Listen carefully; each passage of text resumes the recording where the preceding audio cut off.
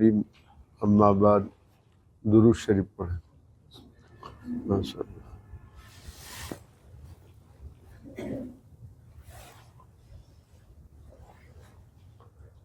عقیدہ ختم نبوت کی طرح حیات سیدنا عیسیٰ علیہ السلام، عیسیٰ علیہ السلام کی حیات کے حوالے سے اور ان کے رفع و نزول، رفع کا مطلب آسمانوں پر اٹھایا جانا اور نزول کا مطلب زمین پہ واپس اترنا، یہ عقیدہ بھی اسلام کی بنیادی عقائد میں سے ہے اور ضروریات دین میں شامل ہے۔ جو قرآن کریم کی نصوص قطعیہ،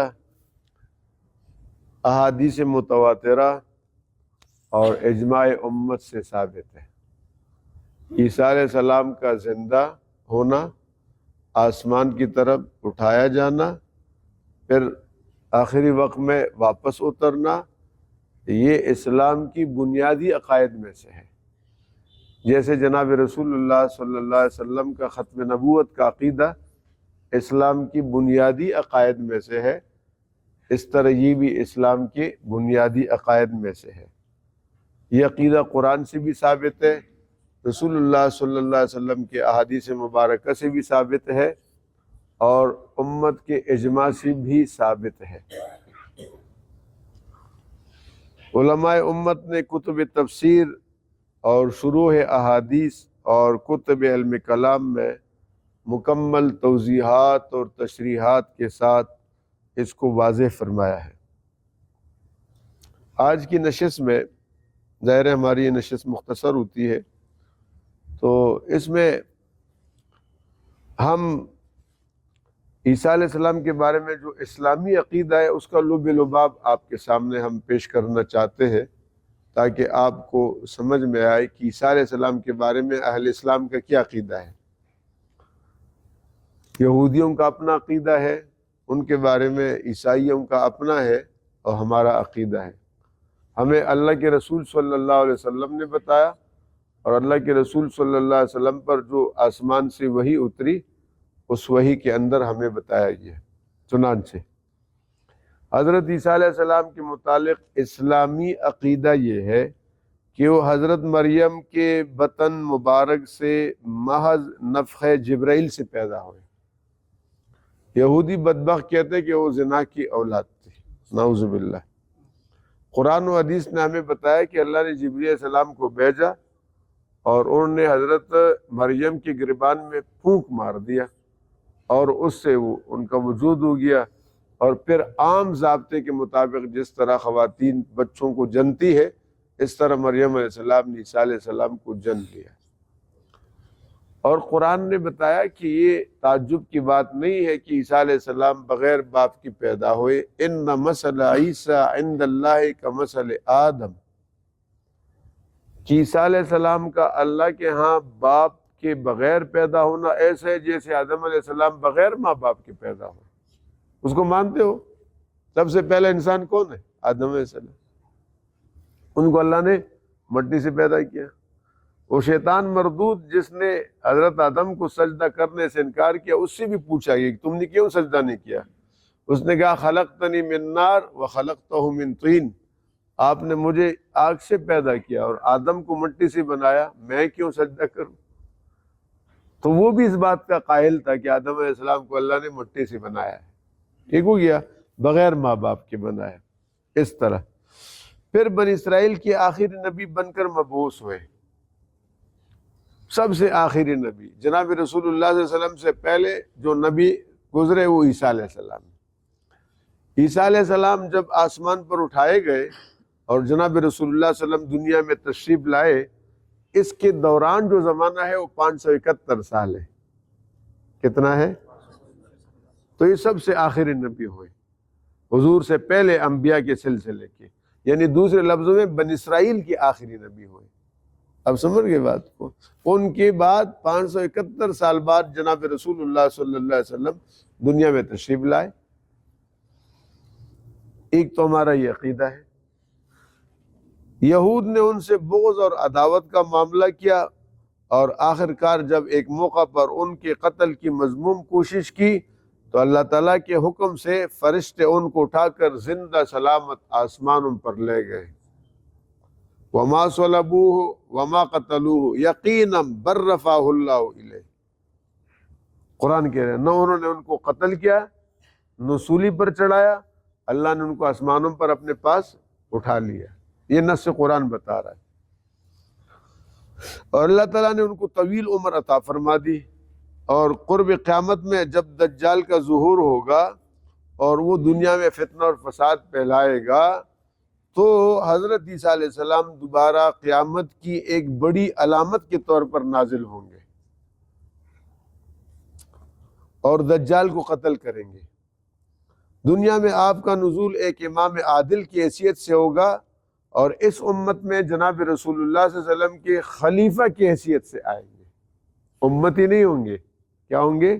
خلیفہ، کہ رسول اللہ صلی اللہ علیہ وسلم کی جو اذان ہے وہی اذان، جو کلمہ تھا وہی کلمہ ہوگا، اور درس اپنی کتاب انجیل سے نہیں دیں گے، درس قرآن پاک کا دیں گے۔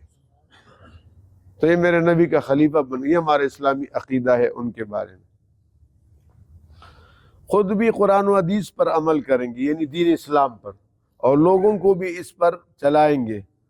ان کے زمانے میں جو اس امت کا آخری دور ہوگا، ہماری امت کا آخری دور ہوگا، اسلام کے سوا دنیا کے تمام مذاہب مٹ جائیں گے۔ اس وقت جو کافر ہوں گے وہ سب مسلمان ہو جائیں گے، عیسیٰ علیہ السلام کے ہاتھ پر رسول اللہ صلی اللہ علیہ وسلم کا کلمہ پڑھیں گے، اور دنیا میں کوئی کافر نہیں رہے گا۔ اس لیے جہاد کا حکم موقوف ہو جائے گا۔ یہ جو انگریزوں نے نا دجال کو نکالا، مرزا غلام احمد قادیانی کو، تو وہ سر پکڑ کے بیٹھ کے کہ ہم نے تو 1857 میں ان کو اچھی طرح وہ لگا دی پٹھائی مسلمانوں نے، ان کے بڑے علماء کو شہید کر دیا، ہر اعتبار سے ان کو مٹا دیا، مٹتے نہیں ہے، اور پھر لڑنے کے لیے تیار ہو جاتے۔ کیا مسئلہ ہے، ان کو کیسے ہم قابو کریں؟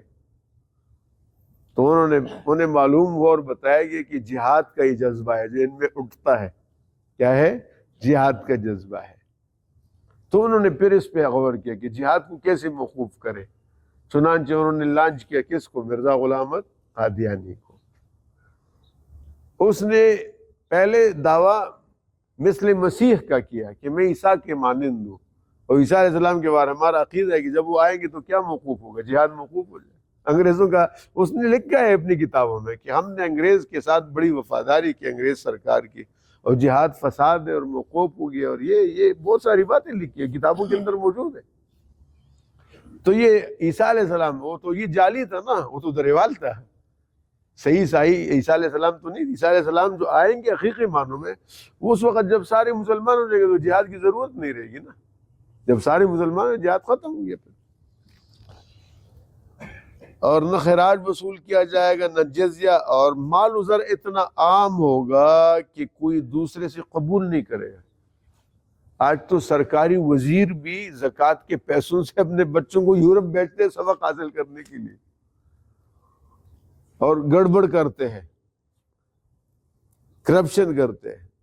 اس زمانے میں زکوٰۃ دینے والے ہوں گے، لینے والا کوئی نہیں ہوگا۔ سبحان اللہ، کیا عجیب دور ہوگا۔ یہ چوری، یہ فراڈ، یہ سب ختم ہو رہے ہیں۔ بھئی سب کچھ کس لیے ہو رہا ہے؟ پیسوں کے لیے ہو رہا ہے نا۔ چور چوری کیوں کرتے ہیں؟ اسے پیسوں کی ضرورت ہے۔ اجرتی قاتل قتل کیوں کرتا ہے؟ پیسوں کے لیے۔ آپس میں لڑائی جھگڑے پیسوں کے لیے، زمین پہ جھگڑا، مکان پہ جھگڑا، پلاٹ پہ جھگڑا، نوکریوں پہ جھگڑا۔ نوکری میں لوگ رشوت کیوں لے رہے ہیں؟ پیسے لے رہے ہیں، انہیں پیسوں کی۔ اتنا پیسہ عام ہو جائے گا، اتنی برکت آ جائے گی کہ کوئی کسی کا محتاج نہیں رہے گا۔ اس کے بعد پھر عیسیٰ علیہ السلام نکاح بھی فرمائیں گے، اور ان کی اولاد بھی ہوگی، اور ان کا یہ عرصہ کوئی 40-45 سال کا ہوگا، وہ زمین پہ رہیں گے۔ پھر اس کے بعد عیسیٰ علیہ السلام کی وفات ہو جائے گی، اور مسلمان آپ کی نماز جنازہ پڑھ کر اب آپ کو دفنائیں گے۔ ایک مشہور قول کے مطابق حضور پاک صلی اللہ علیہ وسلم کے پاس روضہ اطہار میں جگہ موجود ہے، لیکن یہ قول مشہور ہے، زیادہ صحیح نہیں ہے۔